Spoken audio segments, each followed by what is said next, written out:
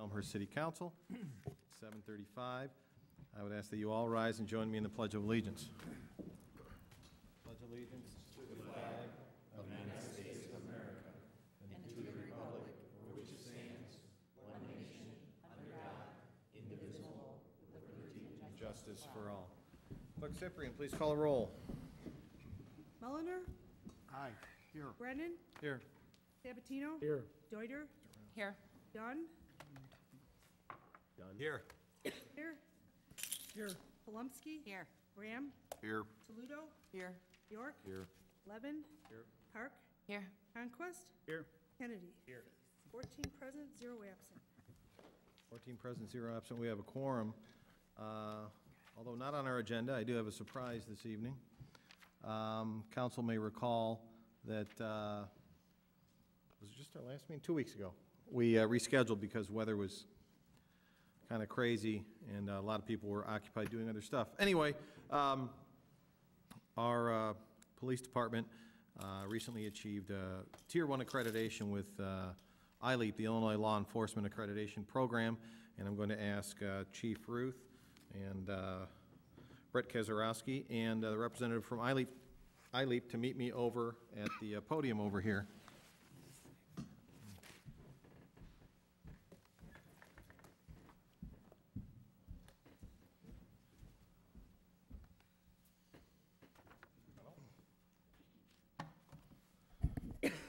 Okay, real quick, you may recall that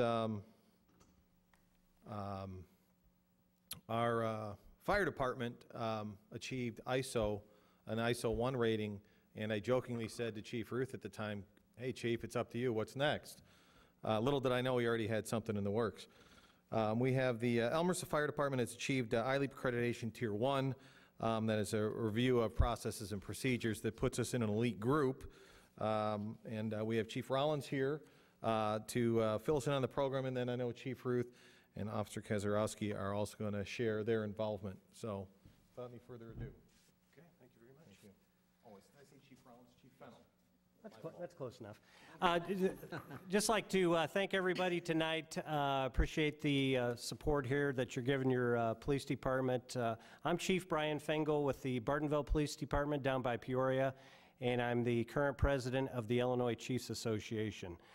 This accreditation that I'm here to present tonight to your police department and the chief is a milestone on their work in making their policies and procedures up to par with standards. So there's a lot of departments that have not met this accreditation, and you should be very proud as the city council and the mayor and the residents of Elmhurst that they've achieved this. They have to put in a lot of hard work, time, and we have screeners that come and make sure everything is in place. And I won't go on, but I'll let them talk a little bit about what they did and how they achieved this. But on the behalf of the Illinois Chiefs Association, I would just like to congratulate you, Chief. Thank you.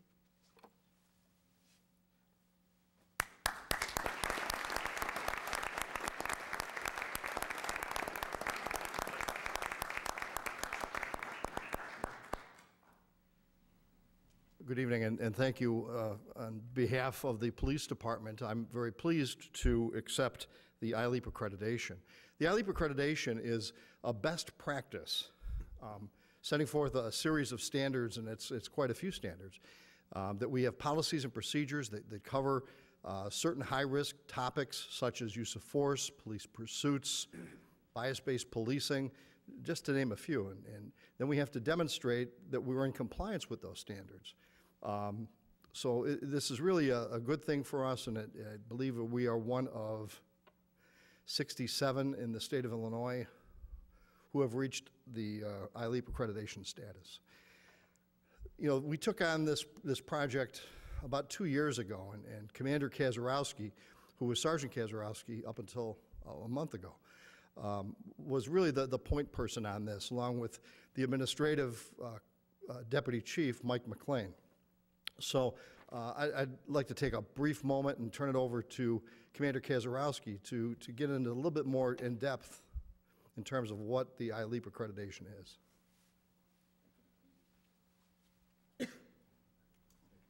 Thank you, Chief Roof, and thank you, Chief Fingal, for coming out. Just to give you a little bit of a rundown with it, the Elmhurst Police Department has always taken great pride in being one of the premier agencies here, known among our colleagues in the state of Illinois and also in the Chicagoland area. But now that we have the ILEAP accreditation, it really brings us up to a high level within the state of Illinois, being known among our peers for being the best of the best. There's only 30 police agencies right now in the state of Illinois that are accredited under this ILEAP Tier 1 accreditation. There's 67 standards that we have to follow, and among those 67 standards, it's broken down into dozens of standards underneath those 67. So we might be up to close to 500 standards that we've reviewed. And a lot of those are policies and procedures, but also best practices that are established by the Illinois Chiefs of Police Association. So when the Illinois Chiefs get together and they establish what are the best current modern policing standards for liability purposes, for personal protection purposes, for service protection, and also the service of our residents. So, and we're very proud to say that we've reached this highest level and that we're going to continue to follow up and continue to renew this level every 4 years with the Illinois Chiefs of Police Association. So thank you very much, Chief Engel.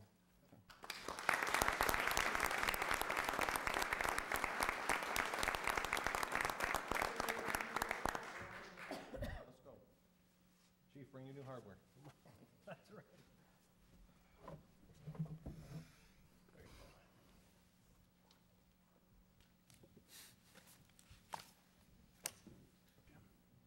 Where the cyclone's ranked now.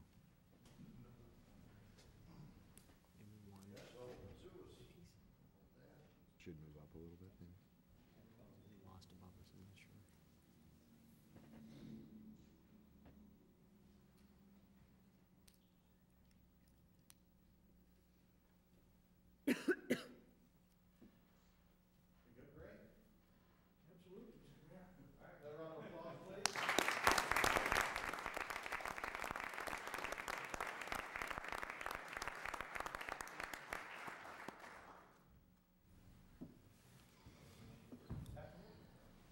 Just one more quick word.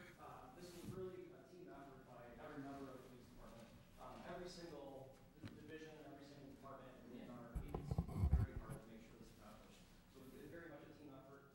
Officer Bishop in the back, if you raise your hand, he was pretty much a right-hand man for me and really helped me out, really helped out the agency to make sure that we're able to get this accredited. Thank you very much. Thank you.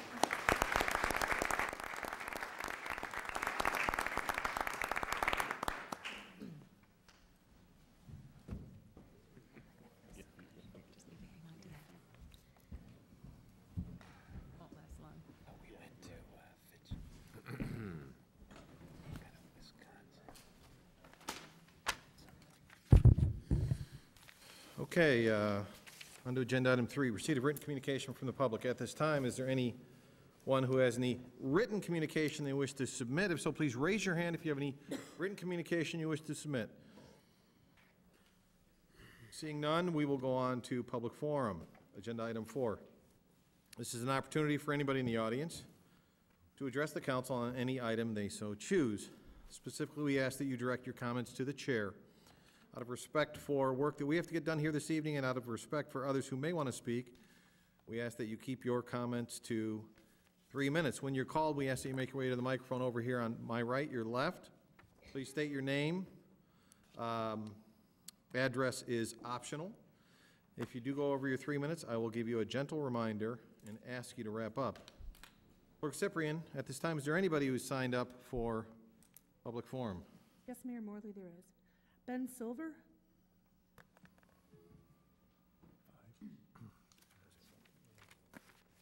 Good evening. My name is Ben Silver, and I'm a community lawyer with the Citizen Advocacy Center at our new address at 188 Industrial Drive in Elmhurst. After 2.5 years, the City Council finally has a committee report on the agenda regarding hoop houses. Since 2017, I have helped guide interested Elmhurst residents through the city's public processes and advocated for fair and transparent procedures that take into account citizen input and good governmental practices. Unfortunately, the reports you have before you tonight are the result of a broken process that largely ignored concerned residents, lacked transparency, and defied any logical standards. The minority report accepts a recommendation from the Zoning and Planning Commission calling for hoop houses to be allowed, but only at a size that would greatly diminish their functionality. On the basis of that limitation, the majority report rejects the recommendation in favor of an outright ban on the structures, a position that the majority expressed interest in months before the Commission's recommendation. The problem is that both of these reports stem from the Commission's broken hearing process. At various times, commissioners referenced unsworn expert testimony in contradiction of evidentiary standards followed in other cases, and referenced communications with the public that never made it into the Commission record. There is no way for the public to know how much this murky evidence influenced the city's final decision. The Commission finally stated that their role was to consider proper land use standards, but then proceeded to introduce and eventually adopt an entirely arbitrary standard of 100 square feet for the hoop houses. That decision came in spite of the wise suggestion of one of the commissioners that they consider the concepts of proportionality and contextuality, concepts already embedded in Elmhurst Code in things like lot coverage limitations. I expressed these same concerns to both the Commission and the Development Planning and Zoning Committee. Unfortunately, the public has not received the benefit of a response. So I ask the City Council tonight, before voting on these reports, to simply explain to the residents of Elmhurst how this process was fair, how it was transparent, and how the result reflects sound land use policy. I don't think you can. And after 2.5 years, I think the city is about to reach a result that makes no sense to anyone who watched the process. Thank you. Elise Valera.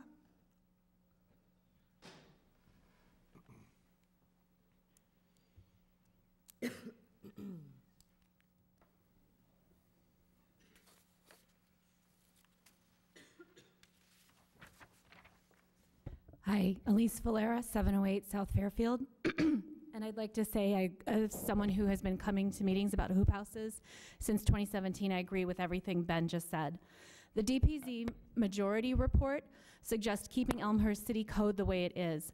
Some believe this constitutes a ban on temporary membrane structures. However, this is not correct. Elmhurst City Code prohibits permanent membrane structures, but I have been privy to many meetings since 2017 about hoop houses, and not once did I hear anyone seeking to build a permanent structure. Elmhurst City Code currently classifies temporary structures as those that are up for 180 days or less. What I have borne witness to these last 2 years is a community seeking code changes to allow backyard gardeners to build something that is already permissible within Elmhurst Code, temporary membrane structures. At no time has any community member sought to use a temporary structure like a permanent one. Nor do I think it is reasonable to consider a foundationless structure that attaches to the ground with pieces of PVC slid over pieces of rebar or conduit as permanent. It seems contradictory then that Elmhurst City Code does currently allow for some kinds of temporary membrane structures, but only for those in R2 residential districts with special use permit up to 90 days for educational, governmental, or charitable purposes. It seems the city, so desired, could simply add backyard gardening to that list of allowable purposes, and the permitting time could be extended to 180 days. The city of Elmhurst does not require other temporary membrane structures be burdened with bulk zoning regulations placed on permanent accessory structures. They may be placed where the sun does or does not shine, over drain pipes, close to other permanent buildings, and there doesn't seem to be any concern that they will be bringing down property values. So why does this become an issue when someone wants a temporary membrane structure to garden? The minority report, on the other hand, ignores 2 years of expert testimony regarding the necessary size minimums to be effective. Those supporting the minority report still have not explained how a regulation 6-foot, 8-inch door is supposed to be installed on a 6-foot tall unit, or how someone who is 6 foot tall, who is more than 6 foot tall, is supposed to be able to stand up in one. It seems to me additionally contradictory that the city leases garden plots of 400 square feet, but would seek to cap square footage of a high tunnel or hoop house at 100 square feet on private property. I'm sure you can go on YouTube and find examples of smaller hobby hoop houses, but the original request was not for a high tunnel or a hobby hoop house. The recommended 6 foot and 100 square feet is not functional and was completely arbitrary. The testimony was given I was present at the 6/25/18 DPZ meeting when the actual conversation with several experts decided on a much larger size. Good legislation and city policy is not created by ignoring evidence. Thank you. Nicole Virgil?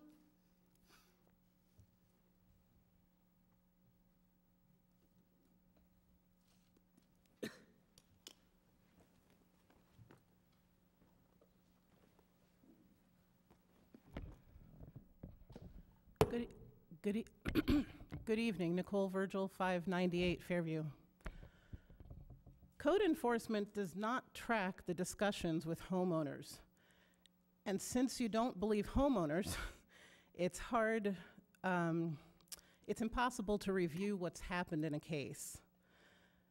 Disappointingly, many of you were given inaccurate reports of our case, and absent proof, chose to believe what you were told without further investigation, simply believing that I was the liar. Although my Ward 5 alderman could neither confirm nor deny my version of events, they chose to accuse me of telling falsehoods. And Alderman Levin even commented on my parenting in an email which I have a copy of here tonight. Even when I provided documentation, there was no remedy to be found. The hearing officer employed by the city in our case falsified data regarding our lot coverage in order to bolster his judgment that we were guilty of something. I reported this to my alderman, Alderman Tina Park, who found it, quote, hard to believe and told me I was being, quote, unkind. When I sent her the documented proof, again, which I have here tonight, in the form of publicly available judgment and lot size information, I received no response. I have this email from Alderman Park as well. Then I submitted the same documentation to Alderman Toledo, Mulliner, and Honquest during a DPZ meeting asking for consideration. No one offered to see that it was resolved or look into it. No one even acknowledged it. I'm happy to forward that documentation to anyone who is now interested. In the past, you are offering two non-options tonight. Number one, keep the code the same and call it a ban while you write permits for this banned item at will, and then pretend that homeowners don't have membrane structures all over Elmhurst. This results in a functional net ban on my family alone, as anyone else in Elmhurst would still be allowed to do so as they are doing now. Or, number two, offer the ability to build a useless structure and then call it a compromise. Who will have the courage to stand up and say that neither of these makes sense? In fact, the original complainant installed an illegal temporary membraned tent last summer, which we managed to live with just fine. In the past few days, there's been a lot of scrambling about this case. Alderman Toledo proposes a useless structure that cannot work in the name of a compromise, kind of like offering someone half of a frying pan. But still, no one calls me on the phone. Alderman Deuter, unwilling to or unable to recognize all the compromises we have made along the way, chooses to characterize us as all or nothing type people, but she still would not call me. This is just the tip of the iceberg. We have functioned in good faith. We have not received the same in kind. And now you are presented this evening with two illogical choices. It's time for someone to stand up and say this does not make sense. It is time. Andriani Ciavellis?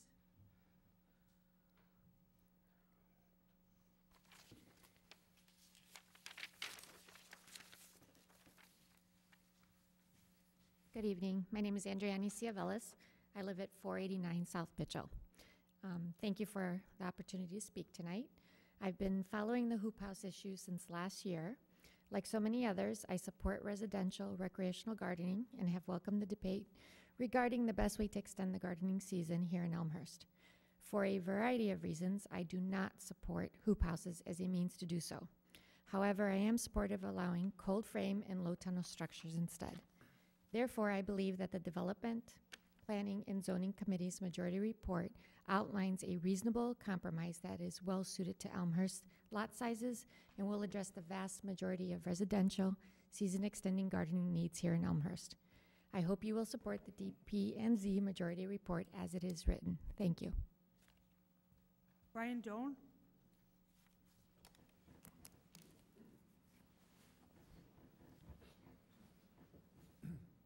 My name's Brian Doan.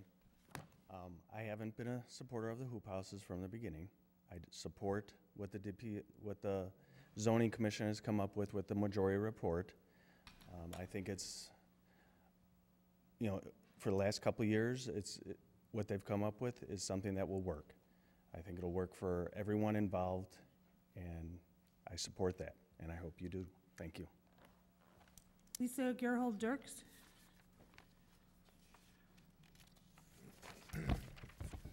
Hello, my name's Lisa Gerhold-Dirks, Chair of the Elmhurst Cool Cities Coalition, 139 Elm Avenue. We support hoop houses in Elmhurst because of the many, many sustainable health benefits that come from growing food and extending the growing season throughout the year. Unfortunately, the majority report would eliminate the option of winter gardening and incorrectly states that greenhouses can be substituted for hoop houses. The two types of structures are not interchangeable in this function. The minority report severely limits winter gardening options and is not a compromise that will work for many gardeners, including myself. If a true good faith effort to compromise is desired, another option must be found. The minority report classifies temporary hoop houses as permanent structures, making hoop houses the only temporary structure in Elmhurst that would have to conform to permanent structure restrictions. This anomaly will discourage winter growing rather than encourage and promote it. Removing the permanent structure restriction opens the opportunity for compromise. I also see room for compromise on the 10 by 10 by 6 size. Some temporary patio cabanas have a larger footprint and height than that. The Zoning and Planning Commission gave no rationale for these dimensions, and quite honestly, the height restrictions don't work for a large portion of the population. A 7-foot height would allow for those above 6 foot tall to work inside the hoop house. Allowing residents to adapt the footprint within an allowed maximum size based on their garden bed placement or lot configuration would lend more flexibility as well. As an FYI, Downers Grove has a hoop house ordinance that is less restrictive. I encourage Elmhurst to use that as a guide and work harder to find a compromise on this issue. Regarding low tunnels and cold frames, the DPZ committee made the right decision to remove them from the bulk of the proposed restrictions, but again, there was no rationale given for their size limit. 60 square feet would only cover one 4-by-8 foot raised bed, which is a very common size. 100 square feet would allow someone the flexibility to cover up to 3 4-by-8 raised beds. I encourage you to change that minimum to 100 square feet. I also encourage the city to check in with Elmhurst College about how many square feet of low tunnels would work for the college's heritage garden. They were using low tunnels this fall, and I believe had to take them down. Incorporating the college's feedback would show a commitment to the community that is needed on this issue. Tonight, I urge the City Council to make a stronger effort to compromise on allowing functional hoop houses for the good of the community. Please remove the permanent structure restrictions and allow for adjustments to the maximum size. Thank you. Carol Snyder?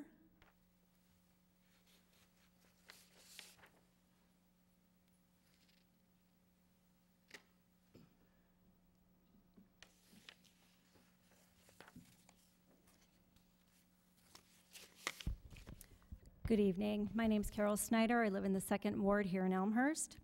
I'm here to comment on the proposed text amendments related to hoop houses. I appreciate that our elected and appointed officials, as well as the Elmhurst City staff, have taken the time to carefully weigh all of the options and consider resident input throughout this entire process.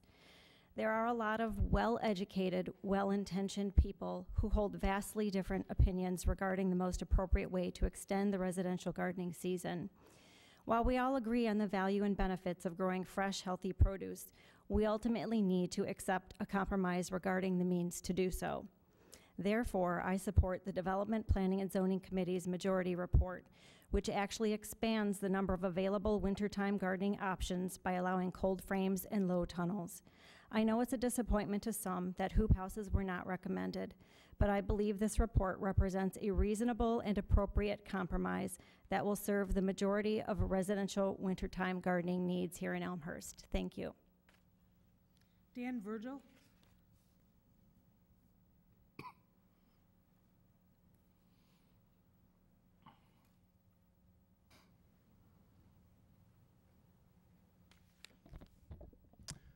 Dan Virgil, 598 Fairview. Just to put this in context, I mean, this is about growing vegetables, right? The ability of resident families to be able to grow their own food. Everybody has to eat. The fact that the city would restrict someone's ability to do that in the cold weather months seems incredible to me. The reports that the DP&Z committees have come up with, or committee has come up with, don't make a lot of sense. The majority report, which effectively bans hoop houses, it uses or recommends using greenhouses to accomplish this, but as was previously noted by another speaker, they're not interchangeable. A greenhouse, is a permanent structure. In the summertime, it gets quite hot. I mean, I'm not sure anybody would want to be working outside on a hot day and then add heat. It doesn't make any sense for people, doesn't make any sense for the plants. I did a little experiment last summer on a hot day, a day near the end of June. I went over to the Garfield Park Conservatory, which is a very nice greenhouse. There they have shade cloth and large fans and vents, all of which were going that day. It was about 90 degrees outside. Inside it was 100 degrees. I'm not sure that's what we want to force on residents trying to garden in the summertime when all they really wanted to do was be able to garden in the wintertime. It doesn't make a lot of sense. They're not interchangeable. The minority report comes up with size restrictions that don't make any sense either. A 6-foot height would restrict, I cannot stand up in it. And it's too small in order to be able to generate enough passive solar heating in order to make it work. It's not a reasonable answer either. So I'd request the city council, take a look at these and come up with a reasonable answer to allow residents, to grow their own food in the cold winter months. Thank you. Rex Irby.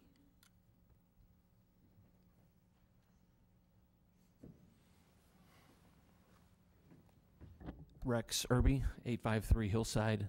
I'm going to change gears here and not talk about hoop houses. I'm going to talk about electricity. Tonight you guys are looking at the municipal aggregation program, and at the last meeting there was a question that I believe Alderman Dunn may have proposed about why there's only 50% of the people would be available to participate in the municipal aggregation program. So just to put a nut on that real quick, or a cap on it from my research, the 50% number is bogus. The real number is there's 17,800 customers who can participate in the Muni program. We'll take out 3,384, which is 19%. And if your math goes 100 minus 19, I believe that's 81. That's how many people will be able to participate in the program. So it might need a little bit more thought. If you think only 50% was in, it's 81% of the 17,800 customers. That's with the best data that we have at this moment. I believe that was provided by the city or NIMIC as of today. Second point was in subcommittee, apparently there was a discussion of should we model an Oak Park system where a percentage of our charge of electricity goes internally to a fund, kind of like our CERC fund, where we reserve money away to pay for debt and capital improvements, we could do that with electricity as well. Oak Park doesn't, and apparently that was nixed in subcommittee meeting, and yet I've seen no agenda notes as to that truth, but that was a response from the city that happened. None from the subcommittee or the sustainability committee knew about that, and we were not present or part of that process, which is saddening for me. We also, as our group, are requesting the NIMIC COE agreement that was signed back in 2012. We'd like a copy of that. That is a legal requirement under the Illinois Power Act. Section 192, sections E and F. Also in that section, there is a update that NIMIC would have to sign and provide their financial ties to the city, showing that all their financial interests have to be go beyond due diligence. It's actually a 100% declaration that has to happen, so that we as a city, we as the residents know that NIMIC is not tied to a coal plant or an entity that we don't know about. And so legally that has to be disclosed. So I'm requesting a copy of that statement that would be required under the code, the Illinois Power Act. And the conclusion, we're not getting 100% renewable. So if we're going to call out to the people in this room in the city and say, this municipal aggregation program is 100% renewable, it is false. Under the current program, the way it's proposed under NIMIC, we are going to get electricity off the grid. These lights right here that we're sitting under tonight are 62% burned by fossil fuel. The majority of the 4% wind, and the rest is nuclear. So back in 2012, we actually had more nuclear energy and a lower carbon footprint than we do tonight, because we have 62% fossil fuel.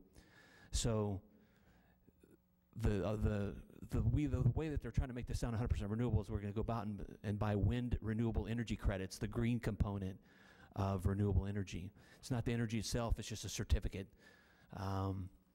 Those certificates are $1 tops a piece per megawatt. That comes out to 0.0001 of a kilowatt price on $1. So right now it's $7.692 is the current Illinois price under ComEd. That 1 megawatt that we're going to buy for an SREC represents 0.1% that we're going to claim that that Elmhurst is 100% renewable under this agreement. Will be the laughing stock of the state, because we're using regular energy, yet trying to claim we're buying an offset of wind energy, renewable energy credits that are worth $100,000 to $140,000 a year, while we're spending $12 million a year as residents for the supply energy of our charge. So you can see it's, like I said, 0.1%. Thank you. Claude Pagash. Claude Pagash.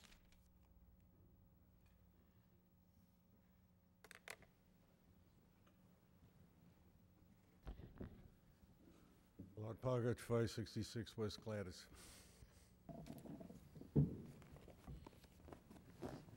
There was his speech given to the Elmhurst Chamber of Commerce and said that Elmhurst is business friendly. Well, it's a little more than that. We're talking about building codes today. But if you're a developer, you come to the city and there isn't a building code, a zoning, or an ordinance that this council will not modify, alter, or change to satisfy that commercial enterprise. They do it continually. And when residents come forward and say, well, oh, there's an ordinance, well, the council just says, well, we don't have to enforce it. Our legal department says, we don't have to enforce it. It's endless. The commercial properties in this town are all in TIFs. You've given away sales tax dollars. You're giving away buckets of money. Last meeting I was at, some guy wanted $140,000. I think he really wanted 70, and the council looked pretty good when they gave him 70, and they turned around and said, well, he can get the rest from TIFs. You got the whole commercial entity in a TIF, no matter what part of this town. But water retention is paid by general obligation bonds. The restoring of the water system is general obligation bonds. Treatment plant is general obligation bonds. You look at your water bill, you charge for it. Both entities benefit from it, but commercial properties are locked up in that TIF for a long period of time, and the sales tax are given away for a long period of time. As long as the system operates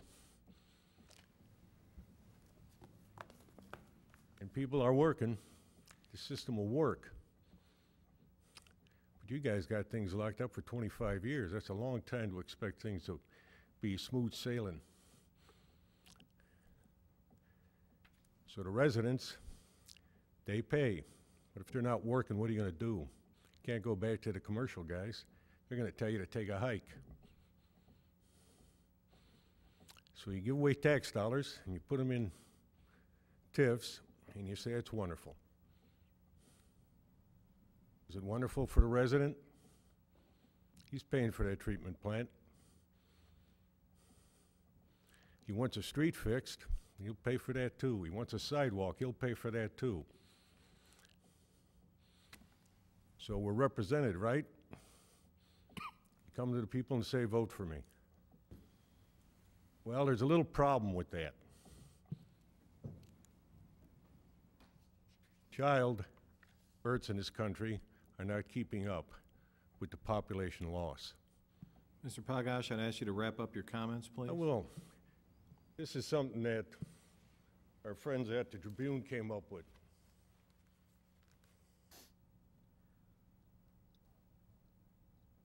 In what year is this now? In 2017,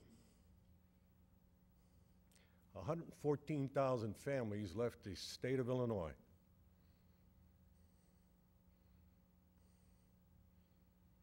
In 2018, another 114,000 families left. It's 280,000 families that you can't tax anymore.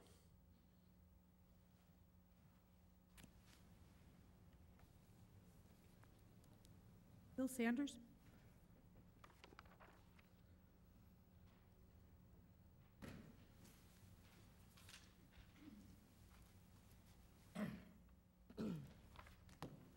My name is Bill Sanders. I live at 593 Sunnyside. Thank you for the opportunity to speak tonight. I'm here to comment on the proposed changes to our city code regarding temporary membrane structures. My wife is unable to be here to share her comments, so I'm speaking for both of us. We appreciate all the work that has been done, all the debate, and the facts that this issue has been given due process. While it has been difficult for my wife and I to speak up in opposition to hoop houses, we respect and appreciate the passion of those who hold a different opinion. That said, what makes a community work is that we are all able to come together, find a compromise, and live peacefully among one another despite our difference of opinion. We support gardening and believe that residents should be able to grow their own produce throughout the year in a manner that is appropriate for our suburban lot sizes. Therefore, we support the Development, Planning, and Zoning Committee's majority report. While it upholds the ban on membrane structures, it does not ban wintertime food growing. Instead, it expands upon already existing growing options, like greenhouses, by allowing cold frame and low tunnel structures in residential areas. We know that the DP&Z recommendation does not go far enough for some, but it does represent a reasonable, workable, and appropriate compromise to the question of extending the growing season here in Elmhurst. We hope you will support the DP&Z majority report. Thank you for taking the time to carefully consider all the differing opinions and for working toward a solution that fits Elmhurst as a whole. Thank you.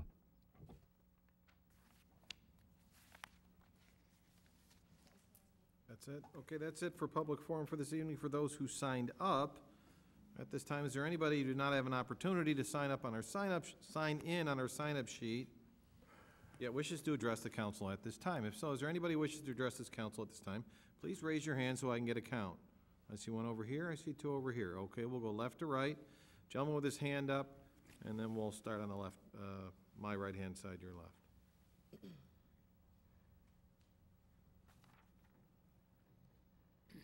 Good evening. My name is Keith Monken. I live at 137 North Larch, right behind the FFC.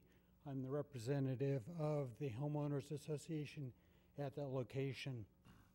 For the past over 10 weeks, we've had a problem with FSC and their exhaust from their heating boiler. We have engaged Mr. Savantino, and he's done a great job. Unfortunately, they have not resolved the problem. They've done a sound survey, but it's going to take another 8 to 10 weeks to resolve the problem. I wanted to bring this to your attention because they have not been such a good neighbor to us. During this time, even though Mr. Landers had voiced that to me personally, I'm slightly irritated and slightly agitated about it. So my request is to have temporary injunction to have this offending boiler shut down until repairs are effected. This will essentially shut down that facility until repairs are effected. I know that this can be requested of the city. I know it can also be requested civilly. Thank you very much. There was two over here. I think Heidi, you had your hand up.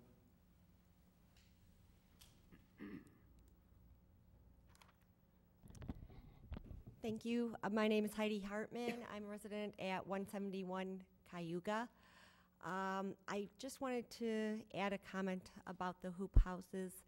I also was a member of the Elmhurst Sustainability Task Force, and I think that the City Council approved that, the report and the plan, and we need to continue to find ways to allow Elmhurst residents to live more sustainably.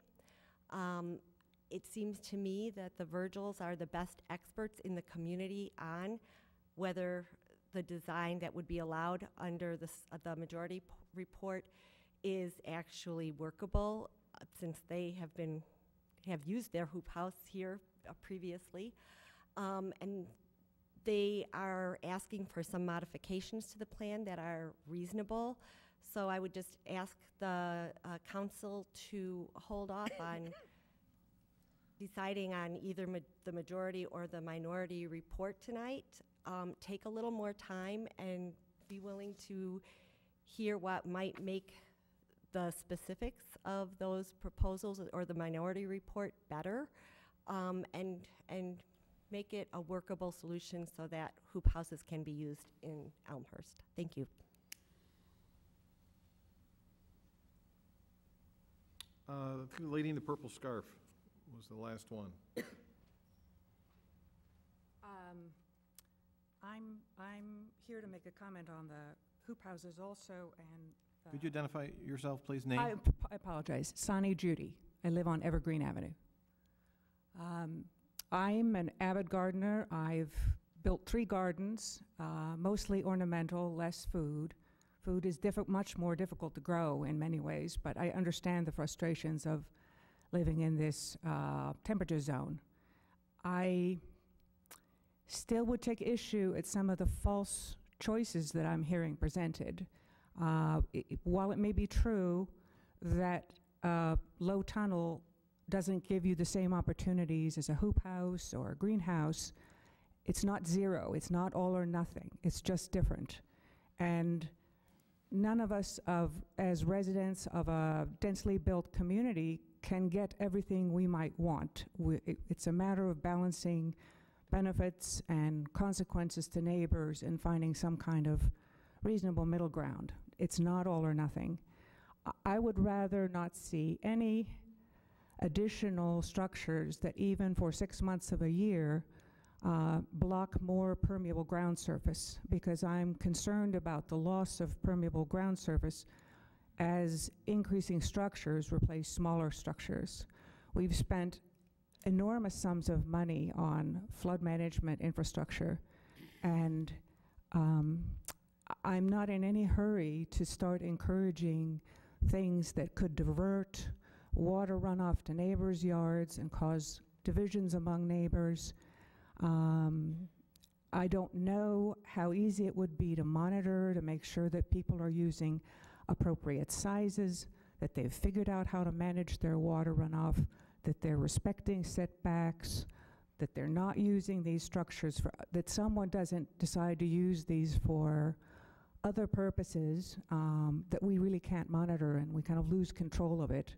So I am for community solutions, possibly community garden-based, shared greenhouse, shared hoop house in some controlled environment, but I'm very uncomfortable at the prospect of permitting it everywhere, and I'm pretty sure from talking to neighbors, a lot of people are not even aware that this conversation is happening, and they would be shocked if we're on the verge of suddenly opening the doors to these yard structures without a real broad consensus. You could say people should have been paying closer attention, but I feel like citizens have a right to assume that rules are pretty stable and don't change overnight. And I'm looking for evidence that we really have broad-based consensus. If that emerges someday through a referendum or different discussion than just motivated parties, great, I can accept that. But for the time being, I'm not aware of evidence that more than 50% of Elmhurst residents would welcome anything more than possibly these low tunnels popping up in their neighborhoods. Thank you. Okay, anyone else? Didn't have an opportunity to sign up, wishes to address us at this time. Seeing none, that concludes public forum portion of our meeting. Agenda item 5, any announcements from the dais? Seeing none, we'll go on to the consent agenda. At this time, is there any item on the consent agenda any alderman wishes to have removed, to vote no, or provide further comment? And before I take input, I am pulling off 6.23. Either inaccurate or incomplete information was attached to it on board docs, so we're going to hold that off till next meeting. And it does not impact what we needed to do. Anyone else? Seeing none, I'll entertain a motion to approve the consent agenda minus item 6.23. Motion by Alderman Mulliner, second by Alderman Bram. Clerk Cyprian. Mulliner? Aye. Brennan? Aye. Sabatino? Aye. Deuter? Aye. Dunn? Aye. Leader? Aye. Palumski? Aye. Graham? Aye. Toledo? Aye. York? Aye. Levin? Aye. Park? Aye. Honquest? Aye. Kennedy? Aye. 14 ayes, 0 nays, 0 absent. 14 ayes, 0 nays, motion carries. Consent agenda is approved minus item 6.23. On to item committee reports, agenda item 7, 7.1. This is a report out of DP&Z. I'd ask Clerk Cyprian to read the recommendation. Therefore, the Development Planning and Zoning Committee recommends that the City Council approve the applicant's request for text amendments as revised. The City Attorney is hereby directed to prepare the necessary documents for City Council approval. Signed, Michael Honquest, Chairman, Noel Toledo, Vice Chairman, Mark A. Mulliner. Okay, to put this before council, I'll ask for a motion to approve the report and recommendation as read. Motion by Alderman Honquest, second by Alderman Toledo. Alderman Honquest, your report. Thank you, Mr. Mayor. As my colleagues know tonight, there's 3 reports, really 2 reports, but 3 items under committee reports that cover the same topic of hoop houses, low tunnels, and coal frames that we've been discussing for the last year in particular, roughly, since May of last year. So right now I'm just going to cover the timeline and some basic comments that cover, I think, all 3, and then my colleagues can add or delete as they see fit. But the thing I'm most concerned about, and I've said this before in committee meetings, and I'll state it for my colleagues and for the public in general, is the process that we went through to get to where we are tonight. So, as most of you know, in 2010, the Elmhurst City Council took up membrane structures. Not 1940, not 1980, 2010. The reason for that at that time were there were a variety of different types of membrane structures that were being deployed throughout Elmhurst, and we had nothing from an ordinance perspective to regulate them. So at that time, the City Council passed what is now the current ordinance that bans membrane structures. In 2015, a resident put up a membrane structure that was a hoop house. I will state that I think city staff did an excellent job working with that resident in a timely fashion, but when they went out, they did not ask the resident to take it down. They said at the end of the year, please take it down. And it's a violation of our code. So I think it was handled as we'd expect staff to handle an issue like this. In 2016, it went back up. We had another meeting, and at that time, a different solution was reached, and there was a fine issued. In 2017, there was a lawsuit filed against our ordinance, which I think is important for everyone to know. That was litigated in the courts, and the city won that lawsuit. So this ordinance that we have on the books from 2010 has been challenged in court and has been upheld. So just briefly, there's a lot of other details there, but we don't have enough time to go into all of them. I just want to say that I think staff did a good job in supporting the ordinance that this city council passed. And at that time, the resident took it to court, and we were victorious in the decision from the court that we are allowed to maintain our ordinance and deny hoop houses and membrane structures. At that time, two of my alderman colleagues put forward a referral for our committee to take a look at this issue and see if membrane structures, particularly hoop houses, were due an exception, and if we could change the code. That was put forward at the end of 2017. At the time, we had a few other difficult cases, so it was delayed slightly, which I made everyone aware of in January, till May of last year. Now, as an alderman, I've been here for 6 years. This case, as a statement, from my perspective, has been reviewed more thoroughly than any other item that we've seen besides stormwater. We took 4 different meetings to review it. We heard expert testimony, which is normally, as you all know, not our policy or procedure. We had question and answers through this process. And we learned a lot about hoop houses, and we learned a lot about the differences between different structures and extending the growing season and what that meant.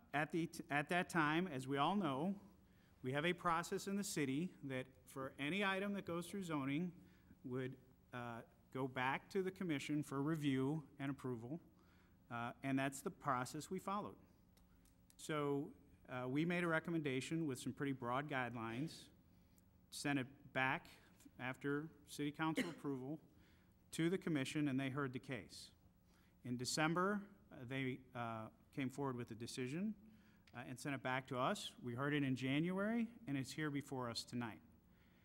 For me, I don't know how much more efficient or effective we can be.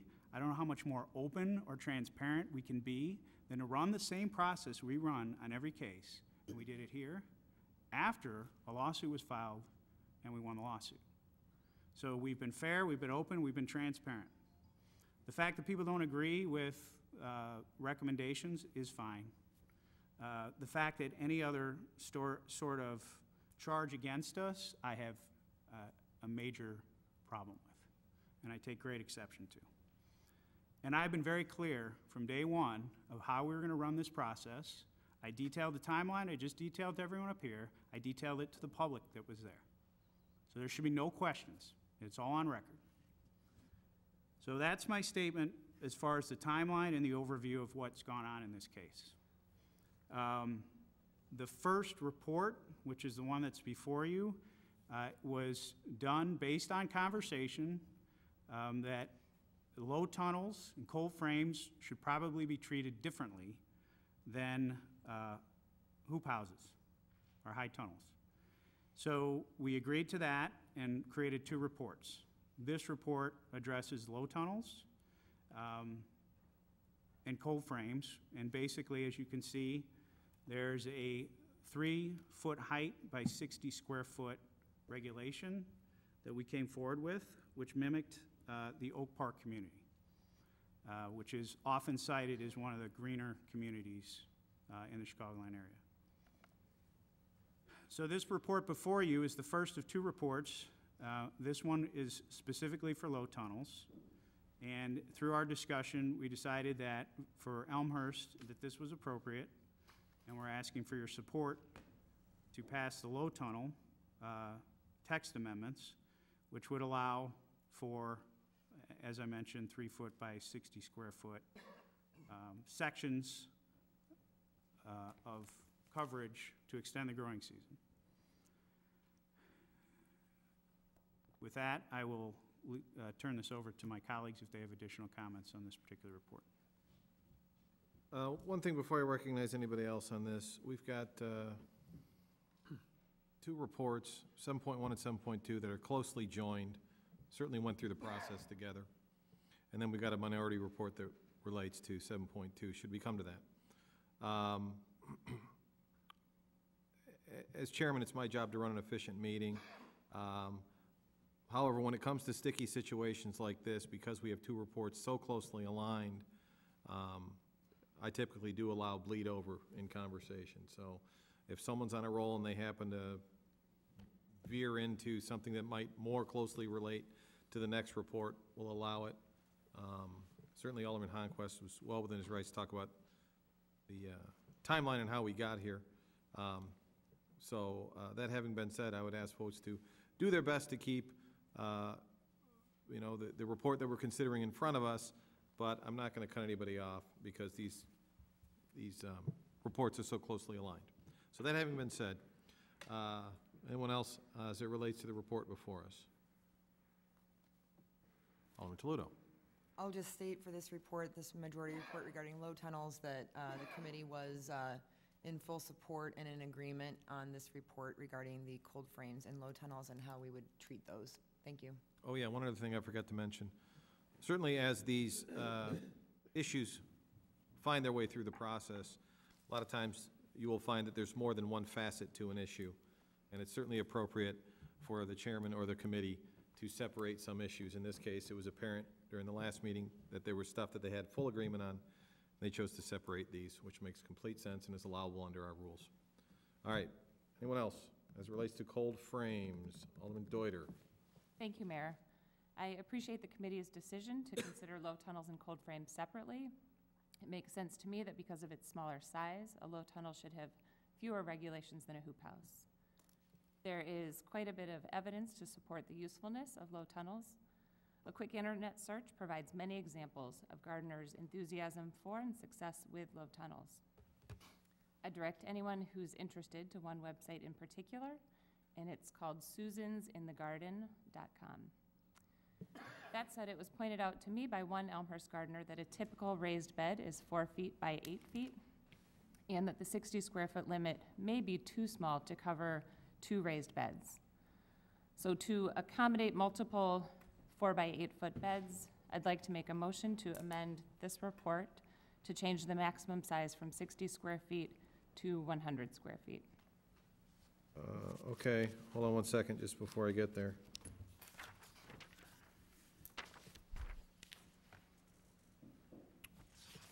So is it the only part on the report, Alderman Deuter? It's second bullet point, first page. It says cannot exceed 60 feet. You want to change that to not exceed 100 square feet? Correct. Not sure if there's anything in the back, which technically isn't part of. That's just notes, right? So ultimately, the code would be changed. I mean, the very last page says or 60 square feet, but that's just for reference. So if the report gets amended, the ordinance or the code will be changed accordingly. So we have a motion before us to amend this report, second bullet point, first page, to change square footage cannot exceed 60 square feet to square footage cannot exceed 100 square feet. Do I have a second on that motion?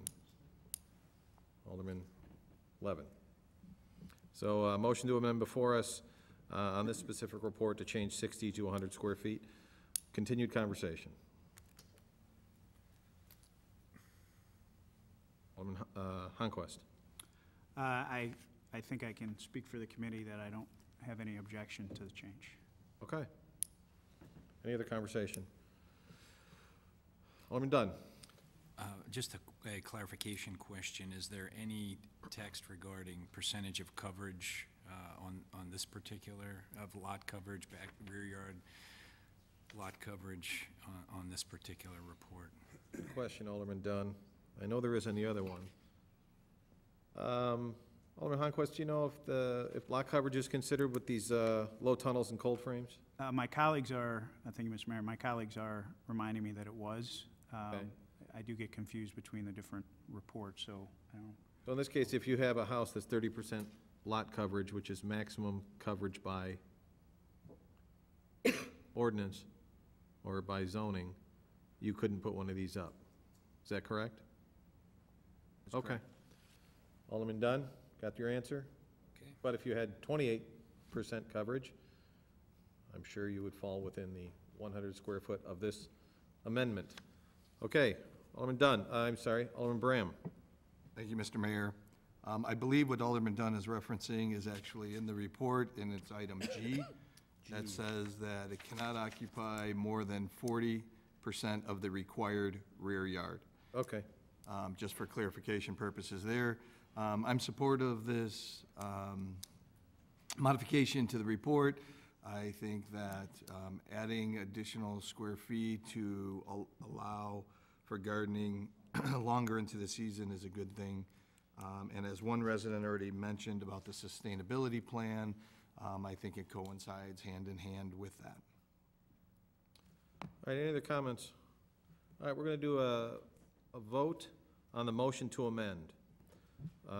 So a motion to amend the report, the current report before us, 7.1, to increase the square footage from 60 to 100. Clerk Cyprian, please call the. Mulliner? Aye. Brennan? Aye. Sabatino? Aye. Deuter? Aye. Dunn? Aye. Leader? Aye. Kolumski? Aye. Graham? Aye. Toledo? Aye. York? Aye. Levin? Aye. Park? Aye. Conquest? Aye. Kennedy? Aye. 14 ayes, 0 nays. 14 ayes, 0 nays, motion carries. Report is amended. So the newly reflected amended report sits before us. Any additional comments? Okay, I will now ask for a vote on the report as amended. Mulliner? Aye. Brennan? Aye. Sabatino? Aye. Deuter? Aye. Dunn? Aye. Leader? Aye. Kolumski? Aye. Graham? Aye.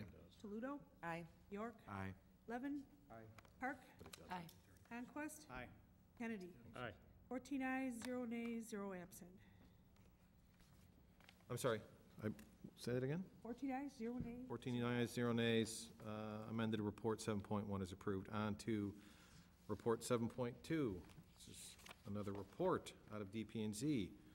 Clerk Cyprian, I ask that you read the recommendation. Therefore, the Development, Planning, and Zoning Committee recommends that the City Council deny the applicant's request for text amendments. Signed, Michael Honquest, Chairman, Mark A. Mulliner, unsigned, Noel Toledo, Vice Chairman. Okay, to put this before us, I will ask for a motion to approve the report. The report and recommendation is read. Motion by Alderman Honquest, second by Alderman Mulliner. Alderman Honquest. Thank you, Mr. Mayor. This report that comes from our committee is specific to the taller hoop homes or hoop houses that we've been discussing. So I went over the general notes and the timeline, and some of the process we went through. So in this particular case, I'm going to comment on what my thinking was and why I supported the majority report opinion.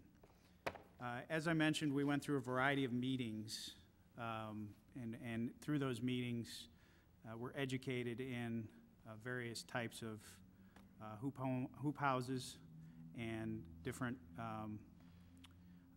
types of structures that could extend the growing season. We actually got to a point where we changed the vernacular to strictly extending the growing season so that we could take in whatever different options could come before us, and also to make sure we looked at this as a city, not for a specific case of one resident or set of residents. So through that process, we did invite a variety of folks in. Some were willing to come and speak to us, some were not. There's been some criticism that a particular group did not come, and just for the record, we did reach out to that group, and they were not willing to come and visit. So after we went through the process, we heard a lot from residents. We heard from a variety of folks, including one that supported the effort in the city of Chicago for hoop houses. And a lot of what came through that process was that a taller structure made more sense, and a little bit more square footage, and that's kind of what the city landed on. I think it was 8 feet, I can't remember exactly. And so through that discussion, we went back and forth. I think Alderman Mulliner and I originally started at 4 feet high, which was something that we had heard by looking at different communities around Chicago. And it's important to note, there was a comment about Downers Grove, but in our research, there were very few, and when I say our research, I'm talking about staff in particular, there were not a lot of communities in the Chicago suburbs that had taken up the issue, and many wished us luck. So, so we started there, and through that education, I came to an opinion, and I boiled this back down after I got the commission report that, of course, was for 6 feet in height and 100 square feet. I started looking at what I thought our core responsibility was to this case. And we have code, as I mentioned earlier, that are on the books already. So for me, if I'm going to change the code, I want it to be effective for the people that are advocating for a change, and I want it to make sense for Elmhurst. So as I went through this process, and I looked at changing the code, the first impediment I came to making a change was that the people that were advocating were not advocating, as some spoke tonight, for a smaller structure.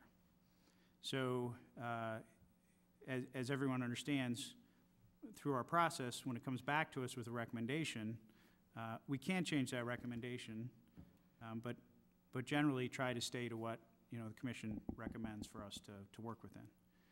So as we discussed it, I looked at that, and I said, well, if I'm changing this and the people that are advocating are not happy with the change, then why am I making a change? Why am I advocating a change? And that's where I started.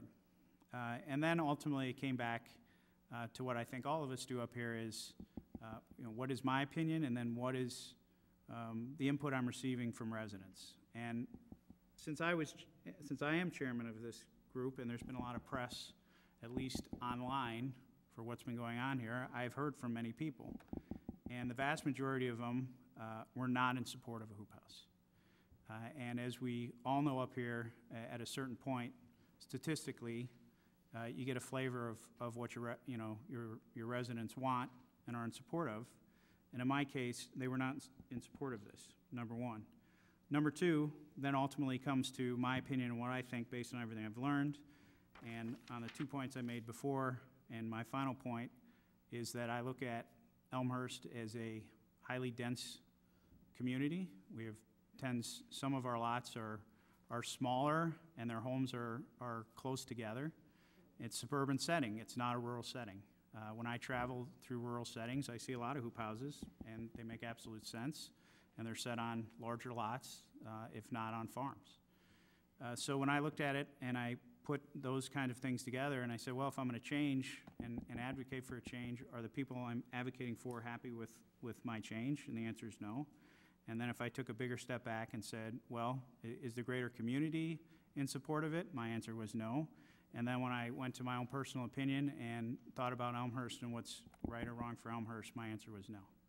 So that is the reason I did not support the commission's report back to us, and I supported what is now the majority report to deny the taller hoop houses. As we discussed, we then, as the mayor mentioned, we discussed other options, smaller options, which I was in support of, and we've already addressed that case. So that was my thinking. That's why I'm asking for your support for the majority report, and I thank you for your time.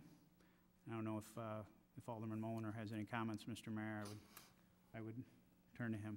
Thank you. Go with Alderman Toledo. I don't see Alderman Mulliner's hand up, so Alderman Toledo. Thank you, Mr. Mayor. I'd like to make a motion to replace the majority report with a minority report at this time. Okay, shall we have a motion to substitute the majority with the minority? Do I have a second? Alderman Dunn seconds the motion to substitute the minority for the majority. Continued conversation. Alderman Toledo. Thank you, Mr. Mayor. I'd also like to thank everyone involved in this process. It's been a long road. I believe that every little interruption. Elaine, little dance move there. Little dance move. Dance. I'm sorry. I'll just start over there. I'd like to thank everyone involved in this process. It's been a long road. I believe that everyone involved, from the residents to the commission, my colleagues on the committee, and all of my colleagues on the city council, have given this the full consideration that this topic deserves. I'm in support of the minority report for 3 reasons. First off, this is the recommendation that came from the Zoning and Planning Commission. We as a council, as Alderman Honquest stated in his overview of the timeline, we asked the Zoning and Planning Commission to hear this case, allowing hoop houses with certain parameters. They proceeded through the normal process, taking in public comment, applying their expertise in zoning and planning, and came back with their recommendation for our community to allow hoop houses within certain parameters. I ask you to consider very closely any decision which goes against their recommendation. Second, the argument that this size does not work, I think should be critically analyzed. Gardening is not an exact science. A lot depends on air temperature, sunlight, other factors such as size. For example, there's evidence, as Alderman Deuter pointed out, that a hoop house of this size that's recommended by the Zoning and Planning Commission can work. This gardener that Alderman Deuter referred to, Susan, is in Zone 5, the same zone that we live in here in Elmhurst for the plant hardiness per the USDA. And her hoop house is 10 feet by 9 feet by 6.5 feet. She updated on December 13th of this past year that her kale, spinach, and other lettuces are doing well in temperatures in the teens. So it's not an exact science. Third, the minority report represents a balanced and reasonable solution. It provides for folks that want another option to extend the growing season on their own property to do so, while balancing the neighbors' rights to enjoy their property without encumbrance in our densely suburban environment. I really believe that supporting a balanced and reasonable solution is preferred to the alternative all or nothing stance, which seems extreme on both sides. So in conclusion, I ask for your support for the minority report, as recommended by the Zoning and Planning Commission, allowing hoop houses that are up to 10 feet by 10 feet by 6 feet, so that Elmhurst can continue to progress, while balancing the reality of our suburban environment. Thank you. Okay, anyone else? Alderman Deuter. Thank you, Mayor. To me, the Commission's recommendation strikes a reasonable balance, and was something I was willing to support. I don't believe there's an exact science around the necessary size for thermal mass, and I've reviewed information about the success of a hoop house with the size similar to that recommended by the Commission. I reached out to a couple of First Ward residents who have been strong supporters of the hoop house and closely followed this issue. I had hoped they would support the Commission's recommendation as a reasonable compromise and as incremental progress. Although one resident sees the recommendations this way, he acknowledged that his position was the exception among hoop house advocates. The other resident does not support the Commission's recommendations and suggested we may reconsider the issue and use Downers Grove as a model at some point in the future. From both proponents and opponents of hoop houses, I believe there is near unanimous sentiment against the hoop house as recommended by the Commission. Because of the overwhelming lack of support from the public, I will not support the minority report. I believe at this time the best option for Elmhurst for extending the growing season is low tunnels. Thank you. Any additional comments? Alderman Polomsky.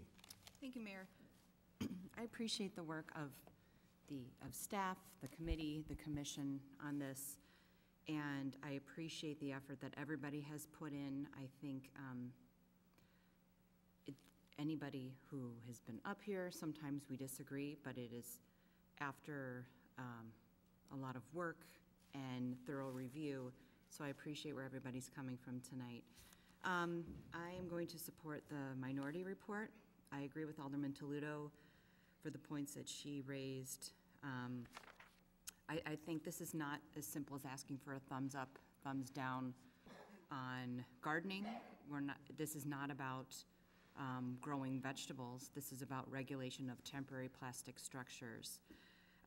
It's a text amendment that involves regulating something that would allow somebody to have a use or a structure on their property while keeping the surrounding environment for the neighborhood fitting. So it's a balance, as Alderman Toledo said.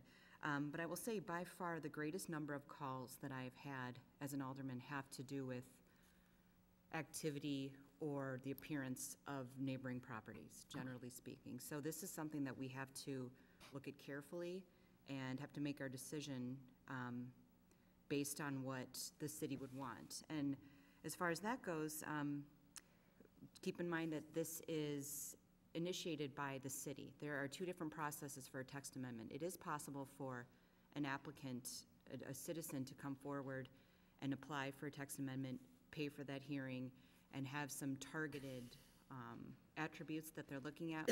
While we're looking at this as a city, and how does this apply across the board? So we have to keep that in mind. And one last piece is that it is our ability to disagree with the Zoning Planning Commission. I tend to agree with them unless there's some new information that has been presented or something different than what was identified or revealed in the discussions up until the point it hit maybe committee or commission.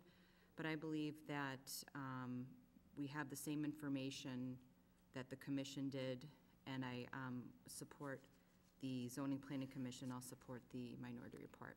Thank you. Any other comments? Alderman Levin. Thank you, Mayor. I, too, am going to support the minority report. I'm not sure that sometimes you look at a position and one's a clear winner and one's a clear loser. Sometimes not so. This is probably relatively close. I understand the reasoning behind the majority report, and it's well explained. In my time on the council and on DPZ, I felt that we defer to the commission for their expertise. I have been known to disagree with what they have done, but usually it's because there's a very clear reason, maybe some information, something that might have changed since they met. In this case, I understand that the proposed size, the 100 square feet, may not work. That's what some people are saying, but I recognize also that the commission spent a lot of time talking about it. That's the recommendation, and if somebody wants to do a structure of that size, then they should be permitted to do it. For those that don't want to do it because they think it won't work, they won't use it. The process has been long, and I will say somewhat painful, but I will leave it at that, and I will support the minority report. Okay, any additional comments? Alderman Park? Thank you, Mr. Mayor.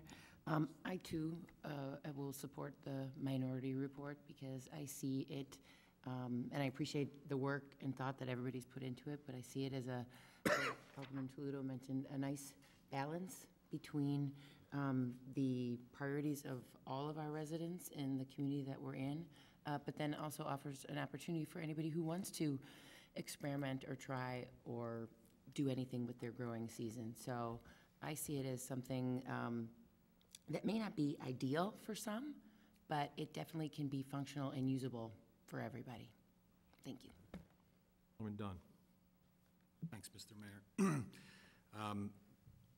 I will support the Zoning and Planning Commission's recommendations for the size of this high tunnel, as well as the minority report. 6 foot high, I understand some people are taller than that. I might have trouble standing up in that myself, but I do get up into the attic, and when you're doing things, sometimes you're not you're in a hobby. You don't have the luxury of standing up. I think this particular what we're talking about is extending the growing season, and the 6 foot height to me is about all I can accept, because that's the height of general fence height in Elmhurst. So staying below that, I think, is important. I'm seeing pictures of larger structures on smaller lots is a problem for me, but we're trying to extend the growing season with this particular methodology. The hoop house is trying to capture heat, it's trying to retain heat, and it's a matter of degree. This in a larger hoop house may be able to extend the growing season longer on the back end and start earlier on the front end. A smaller one, you may lose a few weeks, but I think you would still have an opportunity to take advantage of using that. I know there's some that feel strongly that a much larger one is needed, but we have to adapt. We're a sustainable community, but we're not a rural community. So I would encourage those that are interested and supportive of installing and utilizing hoop houses to look at the smaller footprint as a good compromise. And to use an analogy, if you're in a situation where you have a smaller field to play on, maybe you don't play baseball, maybe you play 16-inch softball, just like they do in Chicago. I think we can make that work, and of course we'll monitor that and see how it ends up developing. Thank you. Any additional comments? Alderman Bram? Thank you. Almost got me with that one, Mr. Mayor, because I thought you were going to say Brennan on that one. This has been a very long and challenging road, the discussion of hoop houses. I commend the committee to actually going outside of the box and looking at cold frame structures and low tunnels. That was not really tied to the initial topic or issue at hand, but I think that's a step in the right direction to allow both of those structures moving forward. And thank you to Alderman Deuter for making that amendment to increase the square footage for both of those. With that said, I do think that not moving forward with any text amendment is not the right direction. We state on many occasions on how we're a sustainable community. We have a sustainable plan, and when something like this comes up, I think we need to take hold of that promise that we made to the community and follow that and move forward with something that would add to our sustainability as a community or even as a single resident or multiple residents. Some of the concerns I have in regards to the minority report is how it actually is disproportional or to various other ordinances we have, and one of which we just talked about, which is the low tunnels. Alderman Dunn made mention of low tunnels and asked the very pointed question of, does it take in effect lot size? And it does. But here, we're saying 10 by 10, that's it. We don't care if you're in the residential estates neighborhood that are very deep lots and very wide lots, or in R5, like myself, which is 60 by 135, like my lot. So I'm not sure on why we would restrict or have a restriction that is 10 by 10 across the board, no matter if you have this larger lot or a smaller lot. It seems disproportional. If you have a larger lot, why couldn't you utilize that to continue growing in the colder months? Especially because we all just agreed, nodded our head, 100% consensus on saying that what was written for low tunnels is appropriate. But we're saying the opposite here, that it's not appropriate for hoop houses. Also in that regard, something else that I wanted to compare hoop houses to are sheds, backyard sheds. They have rear yard restrictions, they have side yard restrictions. They also do need a permit over 100 square feet, but here we're saying that we need a permit for exactly 100 square feet. So why are we tightening the restrictions on hoop houses when you can build a shed for anything under, 100 or under with no permit whatsoever? And I've had that happen to my property. One morning I wake up and the builders are halfway done with a shed in my neighbor's yard that is really close to my property. It met requirements. During that discussion, I found out that there's no height requirement.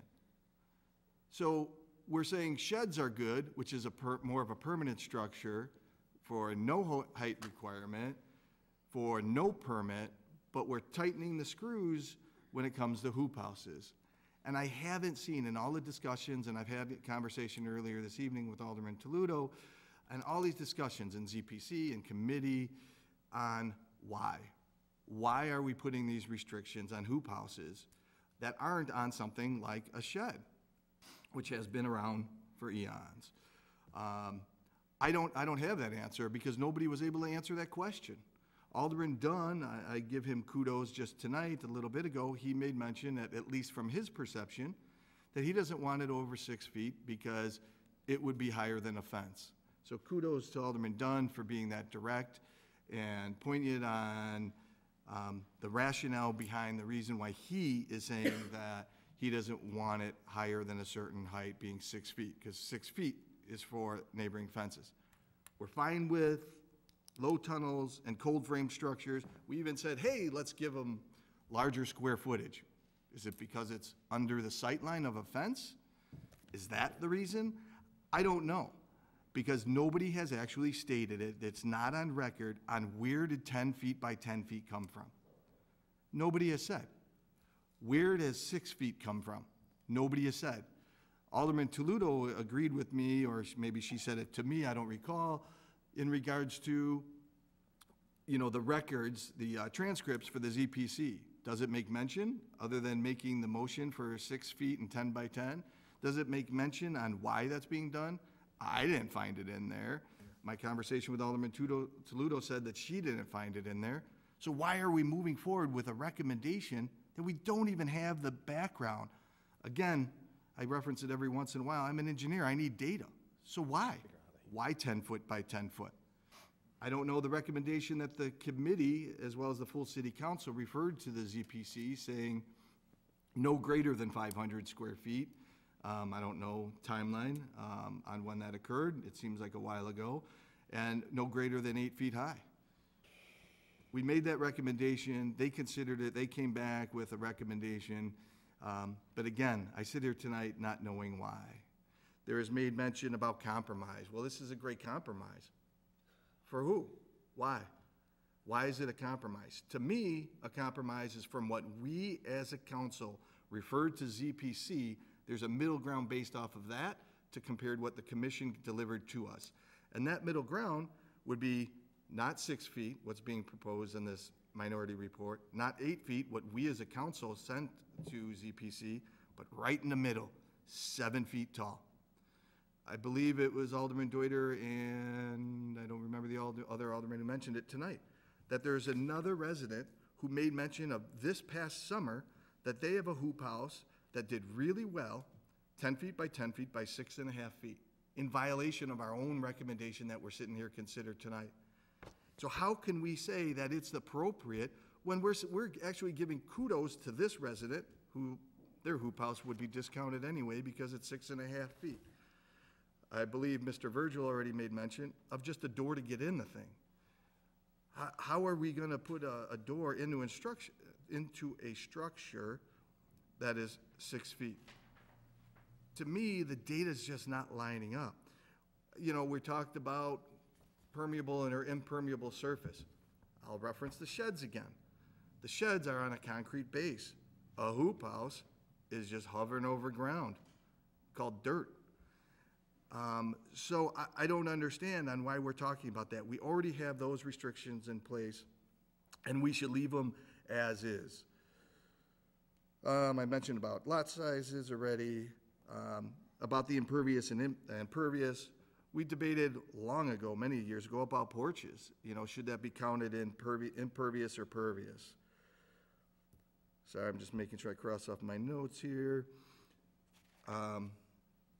There's been many comments, but I just don't understand on where we're saying, how can I go to my neighbor if they're for or against, and how can I justify this decision by saying, well, yeah, we picked 10 by 10 and 6 feet. And then that's all. I would have to walk away and shut the door because I have no rationale on why that's appropriate. Even if I say that it should be 7 feet tall and 250 square feet, I don't really have a rationale for that either, but the only rationale I would have is it's a compromise between what was wanted and what we recommended initially. So at this time, I'll make a motion to amend the minority report.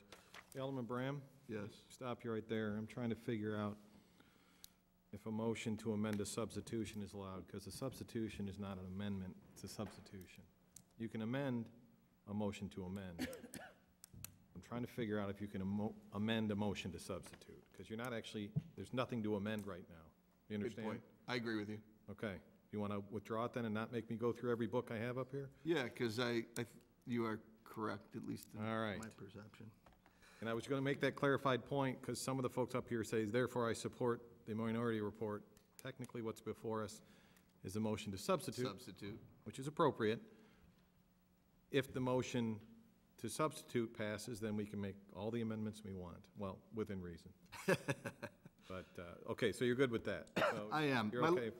The only other statement is, it was mentioned that, you know, this size doesn't work, that size doesn't work.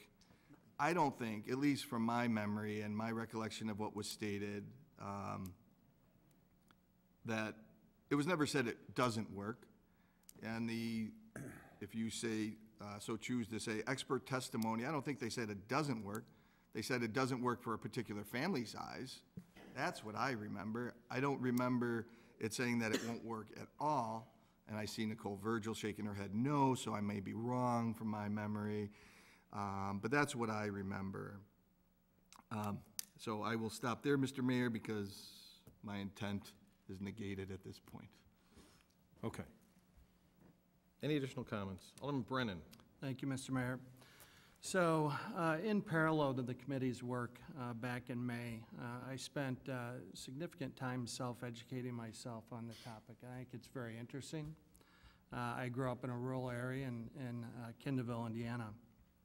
So, I found it very fascinating, and what I really found out, and this is my opinion based on my research and talking to people, you know, the optimal height of a high tunnel or hoop house is 9 to 12 feet. And we can debate whether 6 or 7 will work, but you know, in essence, 9 to 12 feet is what I saw, sometimes 15 if it's very large or a rural plot. If we were talking about a 9 to 12 foot high structure, that'd be a non-starter for me. In the 7th Ward, our lots are not large, and it wouldn't make sense. It'd cause more trouble than it's worth. We are talking about a 6 foot in this minority report, and I can't support that because my research indicates it won't work. So I find it very hard to modify our ordinance, you know, based on something that may or may not work. So inevitably, what would happen, we'd have to come back to the table and maybe discuss what would work then. But I'm not going to support a 6 foot structure either based on my research. The biggest issue that I have with the hoop house, whether it's 6 foot, 9 foot, 15 feet, is really setback on the lot. I don't think that is called out as anything greater than a shed or you know, whatever a normal setback would be. I think the biggest complaint and feedback that I get from residents with respect to this topic is it's right on my property line. I hear it blowing, you know, when it's really windy and flapping. You know, these things you vent, so you roll up the sides, and guess what? That gets noisy too. So at the end of the day, I really struggle with not having a larger setback for any size of hoop house. Just to be clear, I wouldn't support a 9 to 12 foot hoop house. I'm not going to support a 6 foot hoop house. And before I would support anything, it would need to have a different assumption with respect to setback. So based on everything that's been discussed tonight, I'm in support of the majority report. Any additional comments?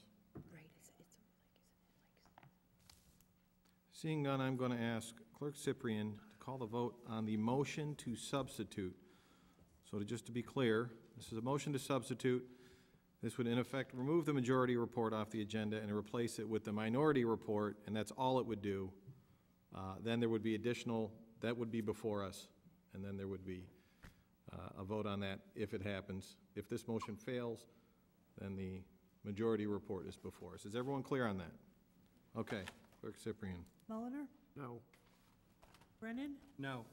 Sabatino? No. Deuter? No. Dunn? Aye. Leader? No.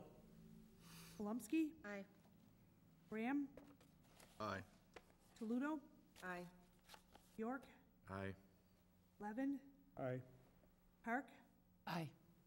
Honquest? No. Kennedy? No. 7 ayes, 7 nays. 7 ayes, 7 nays. That's not a conclusion, is it? This is the motion to substitute. Mayor only votes on splits. This is a split vote. So I will vote no on the substitution. Motion to substitute. Motion fails. On to the original motion before us, which is approval of the majority report. Additional conversation.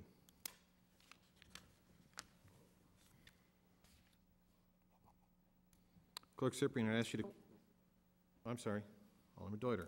Sorry, thank you, Mayor. I was trying to give other folks who haven't commented a chance.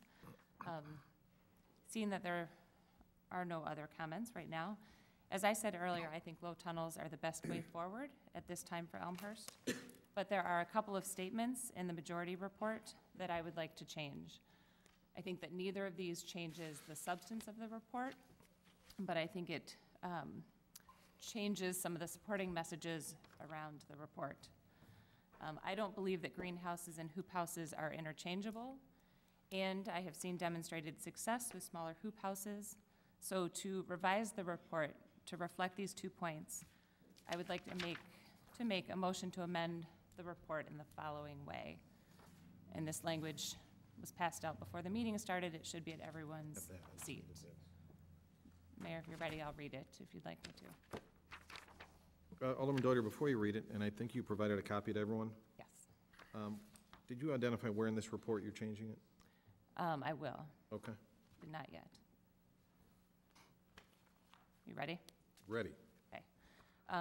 So what I am proposing is to replace the paragraph that's currently at the bottom of page 1, and it spills over to the top of page 2. I would delete the paragraph that's there and replace it with the paragraph I'm about to read.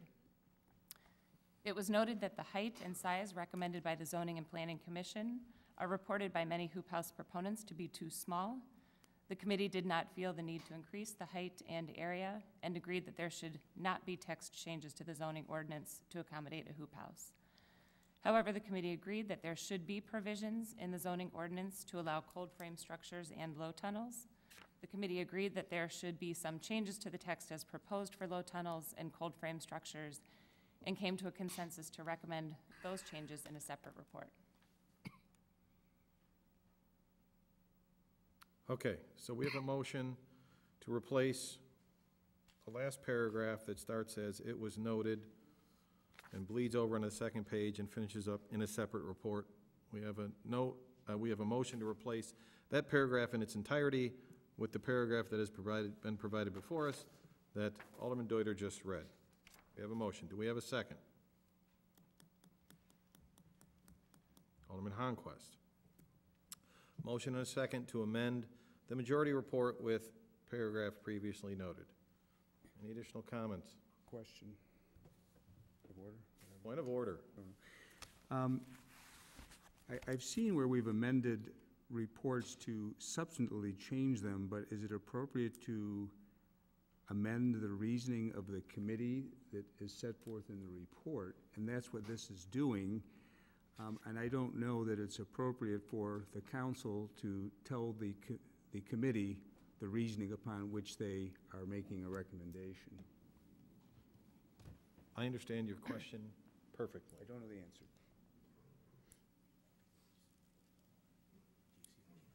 I understand what you're saying. I think without this amendment,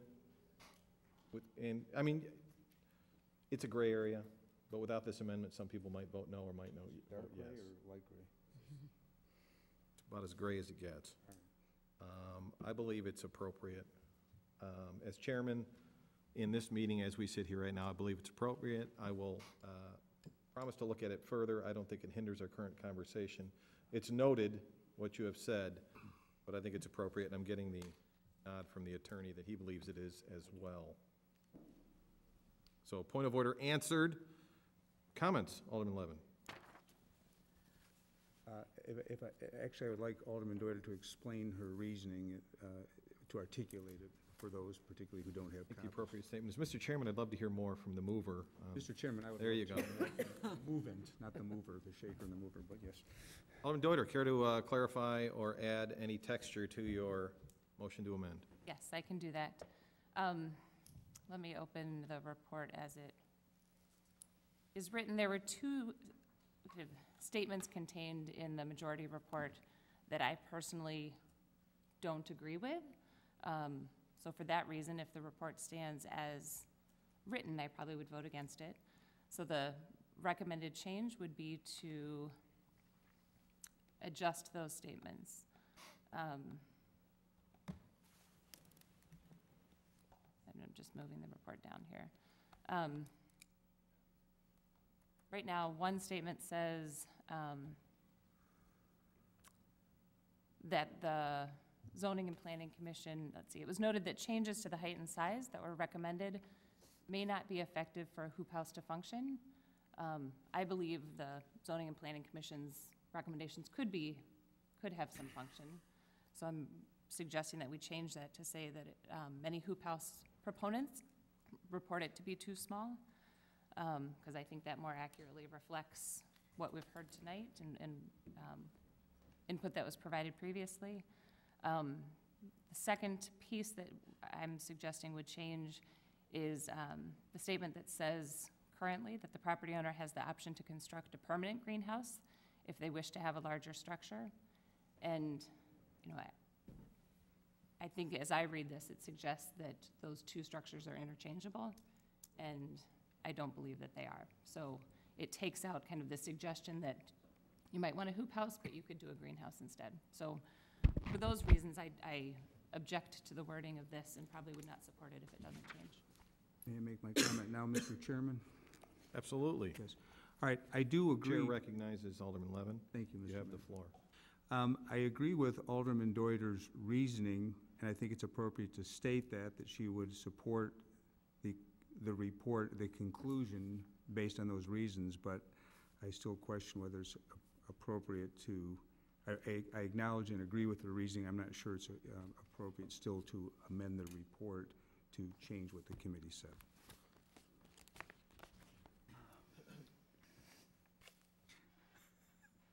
Any other comments? Alderman Honquest.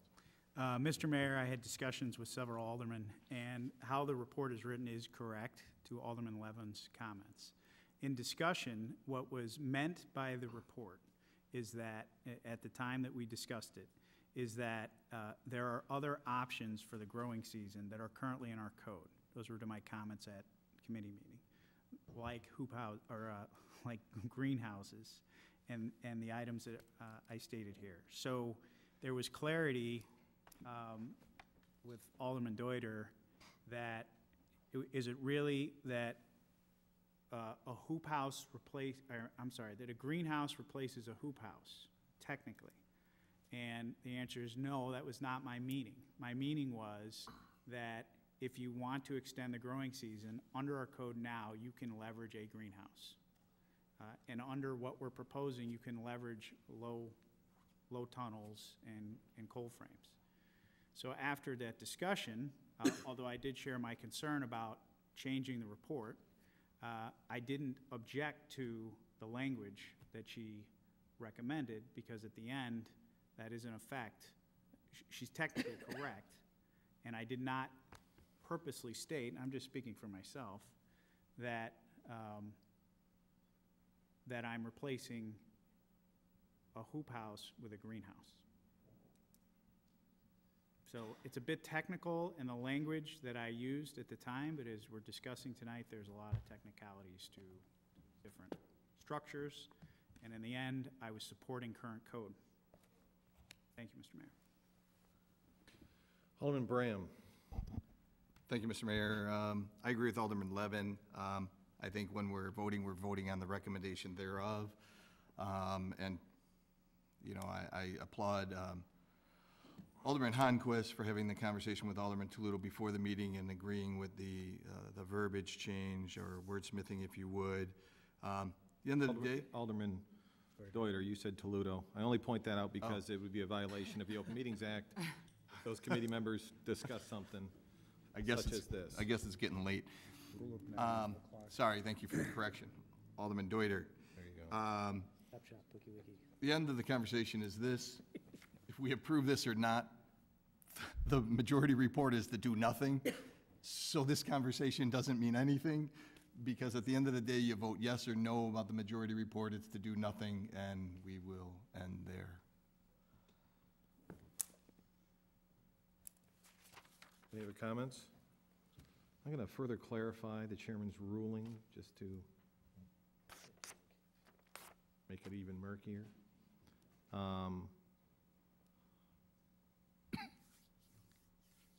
Reports versus rules versus ordinances versus other stuff that we approve up here, a lot of times, Robert's Rules doesn't cover the local, colloquialisms, whatever you want to call them. Not everybody approves a report. My point is, I think you're probably, well, let me put it this way. I think as chairman, and I think as Robert's rules goes, you can make almost any motion, and the decision as to whether or not it's appropriate to change the opinion or the thought process, I would leave that up to council in this instance, if that makes sense. So I think technically her motion is appropriate at the time. I will not opine on whether or not I think the contents of her motion is appropriate. I think it's appropriate for the council to discuss that. Does that make sense? Okay. I hope I didn't knock you off your train of thought there, Alderman Polumsky, 9:30. So, the floor is yours. Thank you. And this is like a bigger picture question, just to clarify, and Alderman Bram alluded to it. A vote for the report is to not have hoop houses, and a vote against the report is to not have hoop houses. Is that correct? It is a bit superfluous, but yes, you have okay. identified that. Okay. It's just an affirmation of the recommendation, but the recommendation is to do nothing, so, Right, right. Point of order. yes. I feel like I'm going to ask the same exact question, but maybe because I have Alderman Mulliner here in my ear. What happens, in a good way, because he has a lot of experience with how this stuff works. If the majority report, which is in front of us now, does not pass, what happens next? Technically, nothing. It's not required to pass, because the report recommends that we do nothing, but with or without a report, we will do nothing in this case, as it relates to our code. There's no direction to change our code. It's just an affirmation of the recommendation out of the committee, is really what it ends up being. So you're on record of saying you either support what the committee has done or you don't. But that's it. It's a quirky one, but that's it. Okay? I mean, it's the best explanation I can give you, because this report doesn't recommend us that we do anything. It recommends that we do nothing. Right, but if a majority of the council says we should not do nothing, then isn't the majority of the council saying we should do something? I don't think so. I think that ship has sailed. Okay. Alderman Park, you had a question. No, just a point that I thought might clarify it, and I think because of the unique situation of how the one piece of the report was split out, so we are doing something, but then what's left over is different. So just to help wrap your head around it.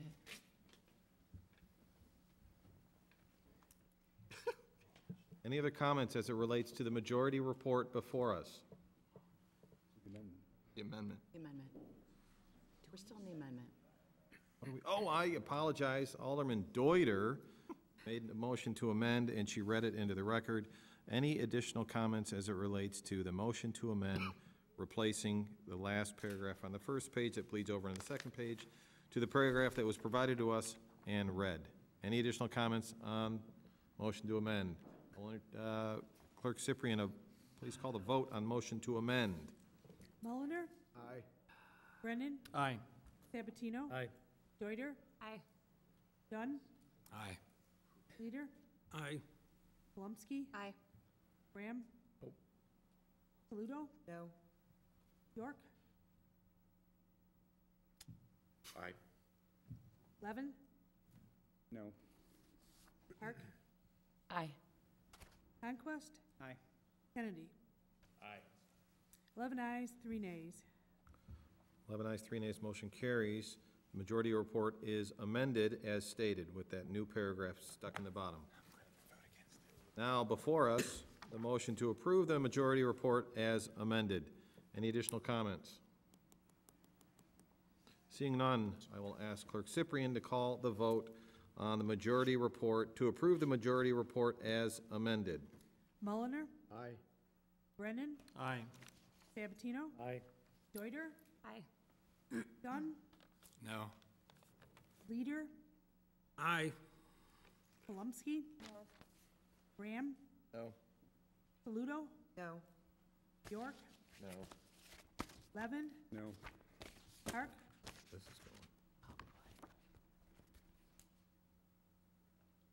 going. No. Honquest? Aye. Kennedy? Aye. 7 ayes, 7 nays. Didn't even left me off the hook on that one. We have a split vote to approve the majority, 7-7. I vote in favor of the majority report. It passes 8-7. I gotta find my agenda.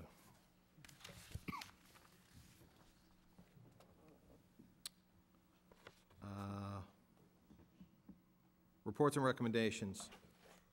8.1, Mayor Morley, that's me.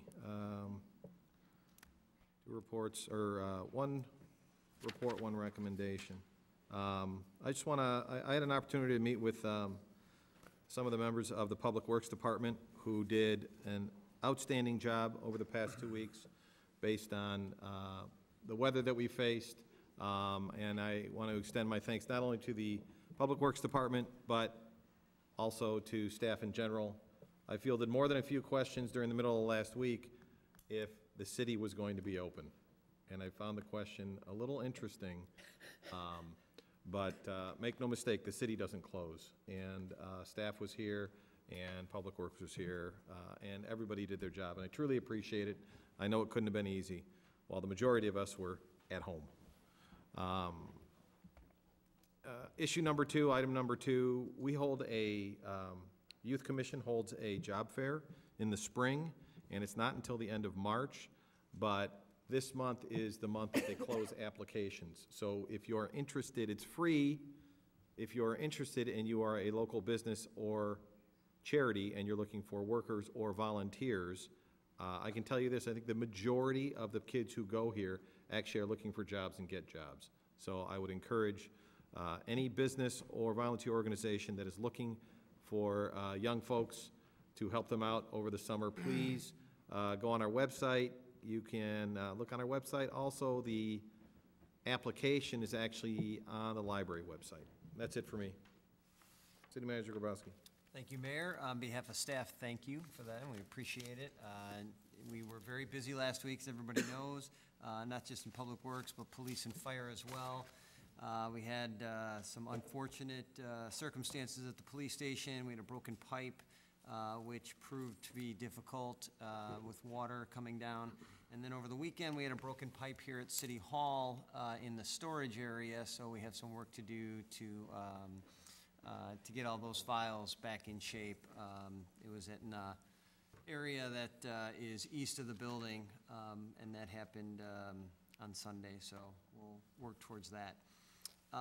Also along those lines, this week garbage collection and recycling will be back on schedule. We apologize for the inconvenience that caused anybody last week, but as we were struggling with the snow and the cold, the refuse companies all around our area were making changes to the collection schedule. So that is back on track this week. This afternoon, I was able to attend the FAA open house that was held in Elk Grove Village. That is on the Fly Quiet and Runway Rotation program.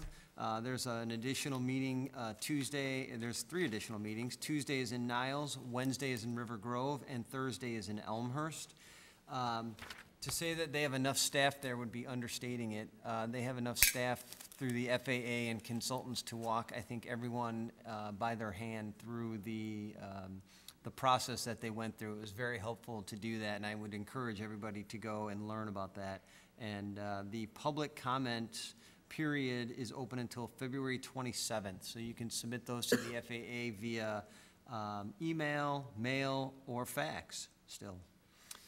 And then one last item, last month, back on the staff topic, we had one staff member who's in this room tonight, that's why I want to recognize him, who celebrated 35 years with the city of Elmhurst, and that's Mike Kopp. And so I want to say congratulations.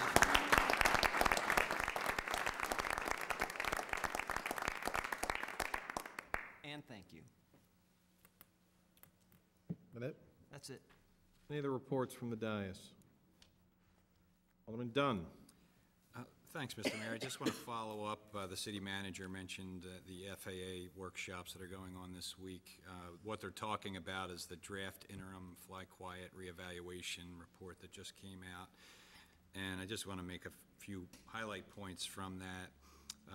They modeled this new nighttime rotation that will start in later this year. And they basically try to noise map around O'Hare, and the net effect, the change, there are about 2,400 new people that are in the noise contour, so they're getting over 65 DNL that weren't in it before, and then there are about 1,000 that are now not in it that were in it before.